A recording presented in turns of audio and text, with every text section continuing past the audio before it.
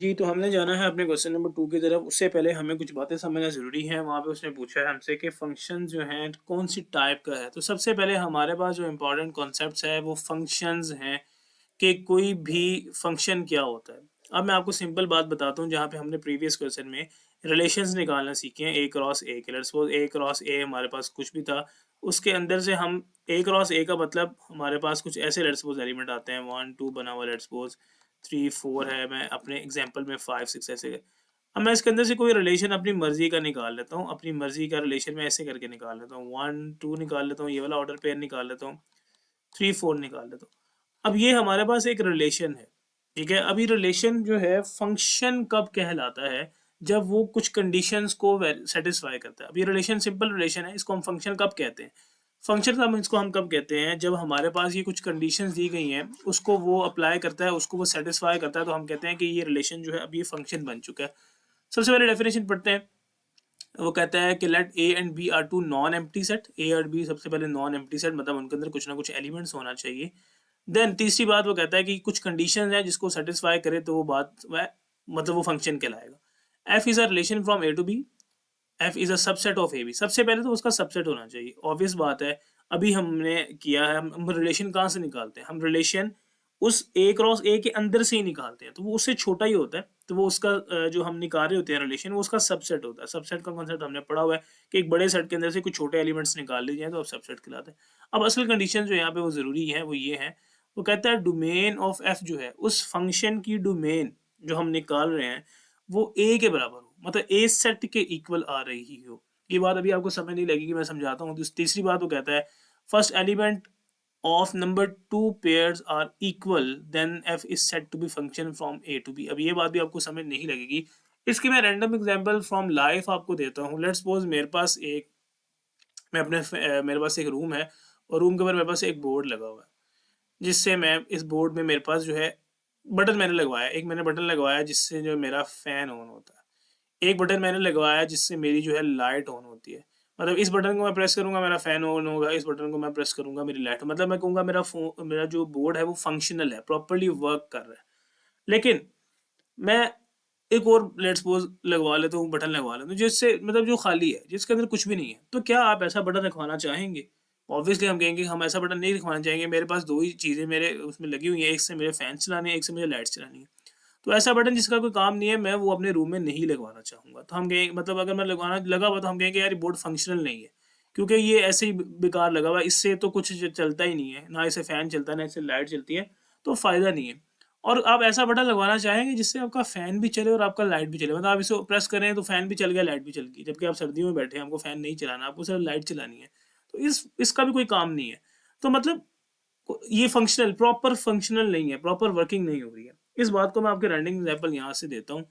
Let's suppose मैं कोई एक सेट ऐसे करके लिखता हूँ, मैपिंग कहते हैं इसमें, इसके अंदर 1 लिखता हूँ, इसके अंदर 2 लिखता हूँ, इसके अंदर मैं 3 लिख लेता हूँ।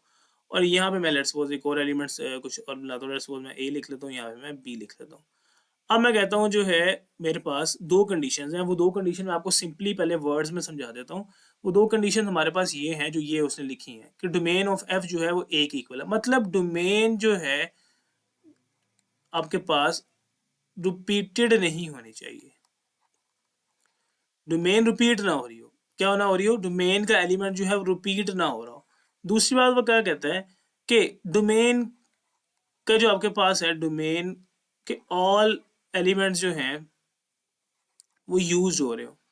ठीक है, मतलब डोमेन का कोई एलिमेंट फ्री भी ना हो। दो बातें आसानी से समझ लें, डोमेन का कोई एलिमेंट फ्री ना हो और डोमेन का कोई एलिमेंट जो है वो रिपीट भी ना हो रहा हो। तो ये इस तरह की बात आपको यहाँ पे समझने को मिलेगी। मैं इसको दोबारा इसकी डिटेल में आपको बात समझाऊंगा। फिलहाल मैंने आपको एक रैंडम सी एग्जांपल दे के बात समझाई। आगे आप फर्दर इसको देखिएगा, जो बात मैं आपको यहाँ पे समझाने वाला हूँ वो कहता है कि इस तरह से आप इसकी मैपिंग कर लें। लेट्स सपोज ये 1 से ए पे जा रहा है, लेट्स सपोज ये 2 से बी पे जा रहा है। अब अगर आप देखेंगे 3 फ्री पड़ा हुआ है, ठीक है, अभी 3 फ्री पड़ा हुआ, मतलब इससे कोई काम, 1 का बटन दबाया मैंने, आपके पास एक लाइट प्रेस हो गई, 2 मैंने दबाया तो आपको फैन चल पड़ा। अब ये बटन फ्री पड़ा हुआ है, इसका मतलब ये फंक्शन जो है, कहेंगे हम इस सेट्स को कहेंगे ये फंक्शन नहीं है। फंक्शन होने के लिए मैंने क्या बोला था कि एक तो उसकी डोमेन डोमेन जो है उसके अंदर कोई एलिमेंट फ्री ना हो। ठीक है, अब इसी तरह मैं एक और बात आपको बता दूं। मैं लेट्स सपोज 3 से बी पे चला जाता हूँ। ठीक है, अब ये फंक्शनल, अब कोई मसला नहीं है, जो है ए 1 भी यूज़ हो रहा है, 2 भी यूज़ हो रहा है, 3 भी यूज़ हो रहा है। अगर मैं इसको ऐसे करूँ, मैं इस 1 से बी पे भी चला जाऊँ, ठीक है, मतलब मैंने एक 1 बटन दबाया तो दोनों चीज़ें प्रेस होने लग गई, तो प्रॉब्लम है। तो हम क्या हो रहा है यहाँ पे डोमेन रिपीट होने लग गई। अगर आप इसका ऐसे एलिमेंट्स बनाइए, बनेगा 1A, इसको ऑर्डर पेयर में लिखें, इसी तरह बनेगा 1B और इसी तरह आपके पास बनेगा 2B। लेट्स अब इस 1 को देखें, ये क्या हो रहा है, ये रिपीट हो रहा है। तो domain should not be repeated, ये बात आपको यहाँ पे बताता है कि डोमेन ऑफ एफ जो है वो ए के इक्वल होनी चाहिए। मतलब आप उसकी डोमेन ले रहे हैं तो ए सेट का एलिमेंट हो, दूसरा वो कह रहा था कि मैंने to A set to B function first elements number 2 pairs of, ये उसने अजीब बात लिखी है, ये बात आपको समझ नहीं आएगी, आप इसको फिलहाल याद ही कर लीजिएगा। मैंने आपको दो कंडीशंस क्या बताई कि डोमेन जो है रिपीट नहीं होनी चाहिए, ठीक है, डोमेन रिपीट नहीं होनी चाहिए और डोमेन का कोई एलिमेंट जो है वो फ्री भी नहीं होना चाहिए, मतलब उसके सारे एलिमेंट जो है वो यूज हो रहे हो, कोई एलिमेंट उसका फ्री ना हो।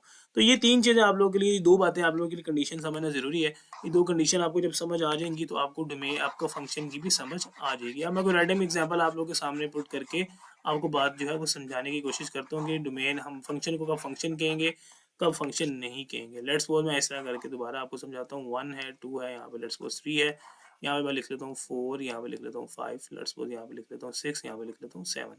ये भी सर्कल के अंदर ही है। लेट्स सपोज अब 1 से 4 पे चले गए, 2 से आप 5 पे चले गए, लेट्स सपोज 3 से आप 7 पे चले गए। अब अगर आप देखें इसकी मैपिंग को ऐसे लिखा जाएगा 1,4, इसी तरह लिखा जाएगा 2,5, इसी तरह लिखा जाएगा 3,7। अब इसकी आप डोमेन निकालें। डोमेन हमने फर्स्ट कंडीशन क्या पढ़ी, domain of F is equal to A, मतलब आप डोमेन निकालो तो ये, इसको हम ए कहते हैं, इस सेट को लेट्स सपोज इसको हम बी कहते हैं। तो कहता है डोमेन निकालो, इसकी डोमेन इसकी निकालोगे तो क्या बनेगा 1 2 3, 1 2 3। इसका मतलब है डोमेन जो है इसकी मैंने ली वो किसके बराबर आई, सेट ए के। ए का सेट भी तो यही था 1 2 3। तो फर्स्ट कंडीशन मेरे पास सेटिस्फाई हो गई है। फर्स्ट कंडीशन क्या है, domain of F is equal to A. Second में वो क्या कह रहा है, डोमेन रिपीट नहीं होनी चाहिए। तो और मतलब उसके सारे एलिमेंट यूज हो रहे हो, रिपीट भी नहीं हो रही है ये, इसके सारे एलिमेंट यूज भी हो रहे हैं। देखें जारी बात है, सारे एलिमेंट यूज हो रहे हैं तभी वो ए के बराबर आई है। तो इस बात का मतलब है सारे एलिमेंट यूज हो रहा तो वो ए के बराबर, मतलब फर्स्ट कंडीशन ये है कि सारे एलिमेंट्स यूज हो रहे हैं, मतलब डोमेन के जो फंक्शन के हैं, ताकि वो सेट ए के इक्वल है। दूसरी बात वो कह रहा है कि उसका कोई एलिमेंट रिपीटेड नहीं होना चाहिए। अगर आप यहाँ पे देखें एक से एक ही बनना चाहिए। तो दूसरी बात में बेसिकली यहाँ पे ये बात बताने की कोशिश की गई, first element of number 2 pairs of F R equal, वो आपस में इक्वल होने चाहिए। मतलब अगर आप इस 1 2 3 को देखो तो वो इसके इक्वल आ रहा होना चाहिए। तो ये बात थी, दो कंडीशन थी, ना ही आपके पास वो सेट रिपीट हो रहा है, ना ही मतलब एलिमेंट रिपीट हो रहा है, और उसकी डोमेन जो है वो ए के बराबर भी आ रही है। तो ये बेसिकली फंक्शन का सिंपल कॉन्सेप्ट है। अब इस फंक्शन की टाइप्स हैं, टाइप्स में मूव करते हैं। तो moving on to type of functions, सबसे पहले हमने फंक्शंस को समझा था कि फंक्शन की सिंपल बात आपने क्या याद रखनी है कि उसकी जो डोमेन का एलिमेंट है वो रिपीट नहीं होना चाहिए और डोमेन के सारे एलिमेंट्स जो है वो यूज़ होने चाहिए। मतलब ये वाले सारे एलिमेंट्स यूज़ हो रहे हो और यहाँ पे कोई फ्री ना हो, मतलब और वो रिपीटेड भी ना हो। तो सबसे पहले मैं आपको जो समझाने वाला हूँ वो इनटू फंक्शन है। आप सबसे पहले डेफिनेशन को रीड कर ले। इनटू फंक्शन एफ को इसको डिनोट किया जाता है इस तरह से, सच दैट रेंज जो है वो प्रॉपर सबसेट हो उसका बी का, मतलब उसकी जो रेंज है फंक्शन की वो बी का सबसेट हो। बी का सबसेट होने का क्या मतलब है, वो उसके अंदर से बिलोंग कर रही हो और उसका इम्प्रॉपर हो, प्रॉपर ना हो। ये बात समझाता हूँ। वो कहता है रेंज जो है उसके इक्वल नहीं होनी चाहिए, उसका सबसेट होनी चाहिए। Then if set to B function A into function. अब आपको यहाँ पे समझाने की कोशिश करता हूँ कि यहाँ पे इनटू फंक्शन में क्या कह रहा है। इस तरह लेट्स सपोज हम मैपिंग करवाते हैं, जैसे उसने एग्जांपल दिया है। लेट्स सपोज यहाँ पे 1 है, यहाँ पे 2 है, यहाँ पे 3 है, इसे हम कहते हैं सेट ए। यहाँ पे हम एक और सेट बना लेते हैं, यहाँ पे लेट्स सपोज 2 है, 4 है, 6 है और 8 है। अब यहाँ पे क्या कहता है कि इसको मैप करवा लें। 1 को आप 2 के साथ मैप करवा लें, सेट बी का एलिमेंट है। 2 को आप 4 के साथ मैप करा लें, 3 को आप लेट्स सपोज 6 के साथ मैप करा लें। अब यहाँ पे अगर आप देखेंगे ये फंक्शन है कि नहीं है, सबसे पहले इस बात को देखें। फंक्शन ये क्यों है, क्योंकि ए के सारे एलिमेंट्स जो है वो यूज हो रहे हैं। अगर आप इस सेट की डोमेन निकालें तो इसकी इसकी मैपिंग आप बनाएं, जैसे उसने यहाँ पे मैपिंग बनाई है। फिर इसकी मैपिंग बनती है 1 2 ऑर्डर पेयर की फॉर्म में, 2 4, यहाँ पे आपके पास बनती है 3 6। तो ये आपके पास जो है इसका आपका आर आ रहा है। अब ये आर रिलेशन तो है, ये फंक्शन भी है। अब ये फंक्शन कैसे है अगर आप देखेंगे, अगर आप इसकी डोमेन लें 1 2 3 इसकी डोमेन आती है तो उसके बराबर ही है, ठीक है, और कोई रिपीटेड भी नहीं है, एक मतलब एक से एक ही चीज़ मिल रही है। अब ये फंक्शन है। अब ये फंक्शन कौन सा है, इस बात को समझने के लिए क्या समझना ज़रूरी है कि रेंज देखनी पड़ती है। इनटू फंक्शन की बात कर रहे हैं हम, इनटू की। इनटू से आप जो है इंट्रोवर्ड याद रख लें। इंट्रोवर्ड क्या होता है बच्चों? कौन होता है इंट्रोवर्ड? जो किसी से मिलना पसंद नहीं करता, अकेला रहता है, अकेला अकेला हर बंदे को मुंह नहीं लगाता। तो यहाँ पे एड देखें, ये इंट्रोवर्ट है, ये अकेला है, ये यूज नहीं हुआ। ठीक है, जब ये यूज नहीं हुआ मतलब ये बी के अंदर फ्री बैठा हुआ है, मतलब किसी से बात करना, किसी से मैप करना पसंद नहीं कर रहा, किसी से रिलेशन बनाना पसंद नहीं कर रहा, कोई इंटरेस्ट नहीं है इसको। तो इस तरह के फंक्शन को जहाँ पे बी के अंदर, ए के अंदर तो डेफिनेटली कोई फ्री नहीं होना चाहिए, ये बात तो हमें पता है, और ए के अंदर कोई डबल यूज भी नहीं होना चाहिए, ये बात भी हमें पता है। अदरवाइज वो तो फंक्शन ही नहीं रहेगा। अगर मैं इस थ्री को किसी और, इस थ्री को मैं एट के साथ भी दोबारा मिला दूँ तो ये फंक्शन ही नहीं रहेगा, क्योंकि थ्री ने दो के साथ मैप कर लिया। तो थ्री का मैप दो के साथ नहीं होना चाहिए, एक के साथ ही होना चाहिए, ये बात तो पता है। तो बी के अंदर कोई फ्री जरूर हो सकता है, बी के अंदर कोई डबल मैप भी बना सकता है, वो हम बात बाद में कर रहे हैं। फिलहाल हम ये कर रहे हैं कि बी के अंदर कोई फ्री है। अगर कोई बी के अंदर फ्री है तो बच्चों याद रखो उस फंक्शन को इंट्रोवर्ड से इनटू फंक्शन आप याद रख लो, उसको इनटू फंक्शन कहा जाता है। इतनी सी बात है। कंडीशन इसकी क्या है? वो कहता है इसकी रेंज निकालो। अगर आप इस फंक्शन की रेंज निकालें, जैसे अभी यहाँ पे हमने लिखा हुआ है, इसकी रेंज निकालेंगे तो 2 3 6 आएगा, सॉरी 2 3 4 आएगा या 6 वट एवर कुछ भी आ जाएगा, 8 था यहाँ पे, हाँ। इसका आएगा 2 4, सॉरी इसकी रेंज आएगी 2 4, सेकंड एलिमेंट को रेंज कहते हैं, 2 4 6 इसकी रेंज आ रही है। और अगर आप देखें इसकी रेंज जो है कहाँ से बिलोंग कर रही है? सेट बी का सबसेट है, मतलब उसके इक्वल नहीं है। अगर इक्वल हो जाएगी, जैसे अगर मैं इस 8 को भी मैप कर लेता या इस 8 को यहाँ से खत्म कर देता, यहाँ पे लेट्स सपोज 8 ना होता, तो अब यहाँ पे प्रॉब्लम थी, फिर इसको इंट्रो इंटू मतलब इंटू फंक्शन नहीं कह सकते, क्योंकि इसके अंदर बी का कोई एलिमेंट फ्री नहीं है। तो ज़रूरी है कि बी का कोई ना कोई एलिमेंट जो है वो फ्री पड़ा होना चाहिए। तो ये इसके अंदर से ही बिलोंग कर रहा है, और ये इसकी डोमेन इस सेट बी के इक्वल नहीं है, इस बी के अंदर से है। तो इस तरह के फंक्शन को हम इंट्रू फंक्शन कहते हैं, ये बात समझना ज़रूरी है। अब इसके बाद इसी तरह मैं आपको जो है अगली बात यहाँ पर समझा देता हूँ। इसके साथ ही अगला आपके पास जो 1 1 नज़र आ रहा होगा, उस 1 1 से पहले आपने जो बात समझ लेनी है, उस 1 1 से पहले आप एग्जांपल समझ लें ऑन टू फंक्शन की। अब ऑन टू फंक्शन क्या चीज़ है? ऑन टू में वो कहता है कि आपके पास यहाँ पे देखें सच दैट रेंज, रेंज जो है वो बराबर, वो कहता है सारी की सारी बात यूज़ हो रही होनी चाहिए। मतलब आपके पास, अब मैं इसमें चला गया ऑन टू में, इसकी एग्जांपल उसने दी गई है, वैसे आप इस एग्जांपल को भी देख सकते हैं, अदरवाइज उसने जो एग्जांपल दी है आप उसको देख लें। जस्ट सपोज वो कहता है कि आपके पास आपने मैपिंग करनी है, यहाँ पे कोई एलिमेंट है C1 C2, यहाँ पे मैं कह देता हूँ A B C कह देता हूँ। इसी तरह जिसे मैप करना है वहाँ पे दो एलिमेंट्स है, लेट्स सपोज 1 2 है। वो कहता है A का मैप आपने कर दिया यहाँ पे 1 के साथ, ठीक है, B का मैप भी आपने कर दिया 2 के साथ, और C का मैप भी आपने कर दिया 2 के साथ। देखें एक का मैप एक के साथ, अभी फंक्शन है, डेफिनेटली फंक्शन है। क्यों फंक्शन है? क्योंकि हर बंदा एक ही दफ़ा यूज़ हो रहा है, हर एलिमेंट एक ही दफ़ा यूज़ हो रहा है, वो डबल रिपीट नहीं हो रहा। यहाँ पे डबल इमेज बन सकता है। अब ये जो हमारे पास जो एग्जांपल आने वाली है, पीछे हमने जो एग्जांपल पढ़ी थी वो ये एग्जांपल थी इनटू की। इनटू की क्यों थी? क्योंकि इसके अंदर एक एलिमेंट यहाँ पे फ्री था। लेकिन ऑन टू में इसका मतलब बात क्या है कि ऑन टू में कहता है डबल, यहाँ पे कोई फ्री नहीं होना चाहिए। अगर यहाँ पे ऐसे करके फ्री आ जाएगा तो ये इनटू बन जाएगा, लेकिन ऑन टू के लिए वो क्या बात करता है कि range of F is equal to B के बराबर होनी चाहिए। अगर आप इसकी रेंज निकालें, ये इसका ऑर्डर पेयर दिया है, इसकी रेंज निकालें तो 1 2 ही आएगी, और इसकी रेंज जो है बराबर आ जाएगी बी के, मतलब ये जो सेट बी है। तो जब ये सेट बी के ही बराबर आ जाएगी तो फिर ये फंक्शन जो है ये ऑन टू फंक्शन कहलाएगा। तो इन टू में हमारे पास सिंपल इनटू और ऑन टू का डिफरेंस याद रख लेंगे तो अगली बात समझ आ जाएगी। इनटू में क्या था? सिंपल बी में कोई एलिमेंट फ्री होना चाहिए, और ऑन टू में क्या था? इंट्रोवर्ट था वो, ठीक है। ऑन टू में क्या था कि जो है कोई एलिमेंट यहाँ पे फ्री नहीं होना चाहिए। तो ये हमारे पास इनटू और ऑन टू की बात आ गई। अब हम 1 1 और अगली बात पे जाते हैं। जी, अनदर एग्जांपल हमारे पास इनटू और ऑन टू के बाद हम आगे हैं। ये हमारे पास इनटू सबसे पहले हमने समझा, उसके बाद हमने ऑन टू समझा। अब जो है हम आने वाले हैं 1 1 पे। 1 1 हमारे पास नाम से ही बताता है कि 1 1 मतलब एक का रिलेशन एक के साथ। जैसे अब यहाँ पे एलिमेंट दिया हुआ है, अब यहाँ पे देखेंगे लेट्स सपोज 1 2 है, या यहाँ पे 3 4 है।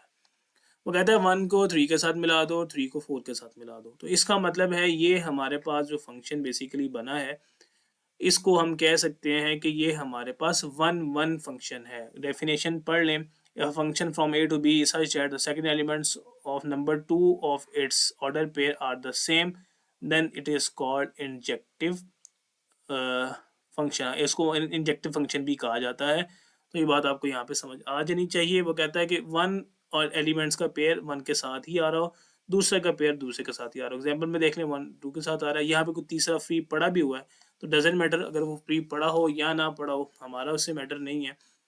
हमने ये देखना है कि 1 का जो है वो 1 के साथ ही। अब जैसे यहाँ पे हमने देखा था कि डबल भी बन रहा था, जैसे अभी यहाँ पे हम लेट्स सपोज 3 लगा देते हैं। अब ये 3 भी 4 के साथ बना रहा हो लेट्स सपोज। अब यहाँ पे देखा जाए तो इस फंक्शन को हम 1 1 नहीं कहेंगे। अब यहाँ पे अगर कोई फ्री है, अगर लेट्स सपोज यहाँ पे कोई फ्री है, यहाँ पे 5 लिखा हुआ है, तो यहाँ पे अगर कोई फ्री है तो इसको हम कह रहे थे कि ये फंक्शन, याद रखें ये फंक्शन इनटू था। अगर यहाँ पे कोई फ्री नहीं है, लेट्स सपोज मैं यहाँ से खत्म कर देता हूँ, यहाँ पे कोई भी फ्री नहीं है, ठीक है, यहाँ पे कोई फ्री नहीं है, यहाँ पे कोई भी एलिमेंट नहीं है, ठीक है, तो यहाँ पे कोई एलिमेंट नहीं है। अगर यहाँ पे कोई फ्री होता, जैसे यहाँ पे 3 लिखा हुआ है, तो इसे हम इनटू कहते, ठीक है, इंट्रोवर्ट होना था, मतलब यहाँ पे अगर आप कोई एलिमेंट फ्री नहीं है तो बेसिकली इसको हम कहते हैं ऑन टू। अब यहाँ पे लेकिन ऑन टू के लिए एक और बात भी आ रही थी कि ऑन टू में ऐसा भी होता था, जैसे मैं यहाँ पे लेट्स सपोज 5 लिख देता हूँ और ऑन टू का मतलब यहाँ पे मैं 3 लिख देता हूँ, लेट्स सपोज मैं यहाँ पे 3 लिखता हूँ, यहाँ पे मैं 5 यहाँ से बटा देता हूँ, 3 लिखता हूँ। अब यहाँ पे भी देखें, यहाँ पे भी कोई एलिमेंट फ्री नहीं है, ठीक है, तो इसको हम ऑन टू कह रहे थे। 1 1 में, इन टू में फ्री था, ऑन टू में कोई फ्री नहीं था, ठीक है। अब यहाँ पे 1 1 में क्या है, वो कहता है यहाँ, अब यहाँ लेकिन यहाँ पे डबल बन रहा था, ठीक है, वो कहता है यहाँ पे डबल नहीं बनना चाहिए, एक का सिर्फ एक के साथ, तो उसको जो है हम कह रहे होते हैं 1 1 फंक्शन। अब लास्ट में एक एग्जांपल है जिसमें वो कहता है कि 1 1 और ऑन टू, वो कहता है ऐसे फंक्शन की एग्जांपल दो जो 1 1 भी होना चाहिए और वो ऑन टू भी होना चाहिए, उसको हम कहते हैं बाइजेक्टिव फंक्शन। अब ऐसे एग्जांपल आप लोगों के पास है, बुक के ऊपर आप देख सकते हैं, एग्जांपल उसने दी है, मैं भी यहाँ पे एग्जांपल अपनी मर्जी के रैंडम एग्जांपल कोई भी ऐड करके आप लोगों को बता देता हूँ। हमने, वो कहता है 1 1 फंक्शन भी होना चाहिए और 1 1 के साथ उसको जो है ऑन टू भी होना चाहिए। तो यहाँ पे हम एलिमेंट्स की एग्जांपल यहाँ पे खुद से लिख लेते हैं, आप बुक वाली भी देख सकते हैं। लेट्स सपोज 1 2 3 है, लेट्स सपोज यहाँ पे हमारे पास है 4 5, लेट्स सपोज 6। मैं कहता हूँ 1 का पेयर 5 के साथ बना दो, 2 का 4 के साथ बना दो, 3 का इस 6 के साथ बना दो। अब इसको देखें, ये 1 1 है, 1 1 कैसे है, एक का रिलेशन एक के साथ, एक का एक के साथ, एक का एक के साथ, तो ये 1 1 भी है। और दूसरी बात, ये ऑन टू भी है। ये ऑन टू कैसे है, क्योंकि इसमें कोई यहाँ पे एलिमेंट फ्री नहीं पड़ा हुआ। अगर यहाँ पे कोई एलिमेंट फ्री होता तो ये फिर ऑन टू नहीं होना था, फिर इसने इन टू होना था। तो इसलिए इस फंक्शन में जो अभी एग्जांपल आपको दी जा रही है वो यहाँ पे है, एक का रिलेशन एक के साथ। इस तरह के फंक्शन को जो है हम बाइजेक्टिव फंक्शन कह रहे होते हैं।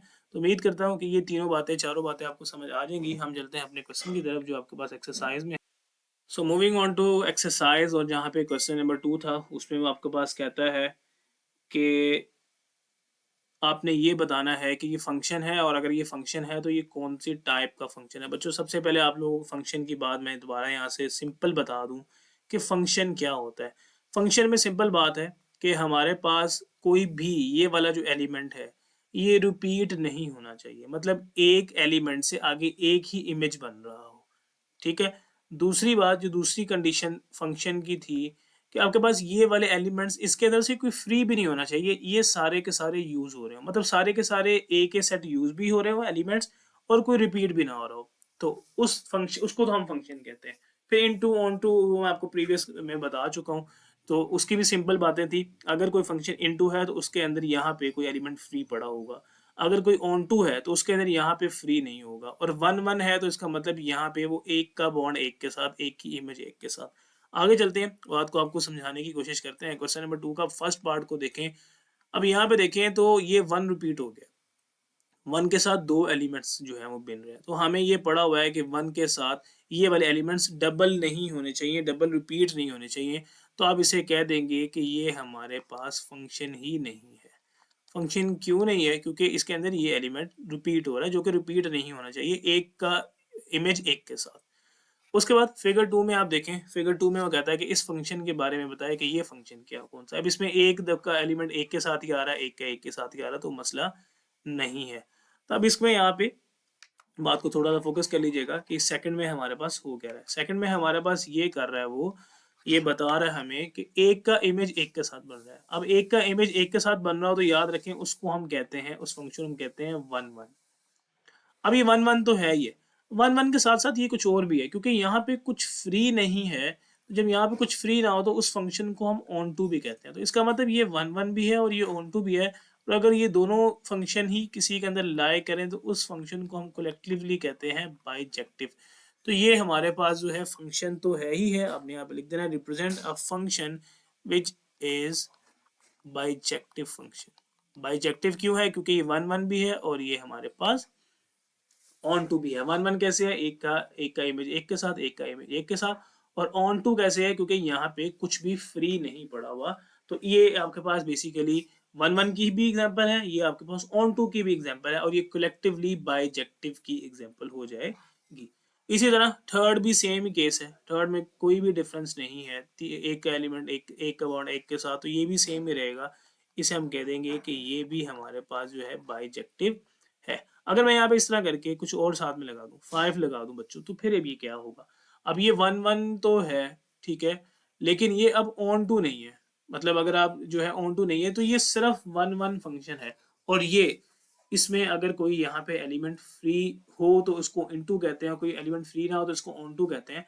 अब यहाँ पे कोई एलिमेंट फ्री है ना, तो ये इनटू की एग्जांपल, इसको हम इनटू भी कह सकते हैं। अभी अगर आप इस एग्जांपल को देखें, तो ये इनटू की भी आएगी, ये वन वन की भी आएगी, बट यहाँ पे ऐसा कोई केस नहीं है। तो फिलहाल आपने जो समझनी बात, इसमें देखेंगे लास्ट वन में, तो कहता है इसमें से कोई रिपीट ना हो रहा हो, नहीं हो रहा, इसमें से कोई फ्री ना हो, नहीं है, तो कोई मसला नहीं। इसमें यहाँ पे एक फ्री पड़ा हुआ है, मैंने आपको बताया कि यहाँ पे कोई फ्री है, तो इस फंक्शन को हम कहते हैं इनटू फंक्शन। इंट्रोवर्ट से मैंने बताया था, इस फंक्शन को इनटू कहेंगे। इनटू क्यों कहेंगे, यहाँ पे कोई फ्री है।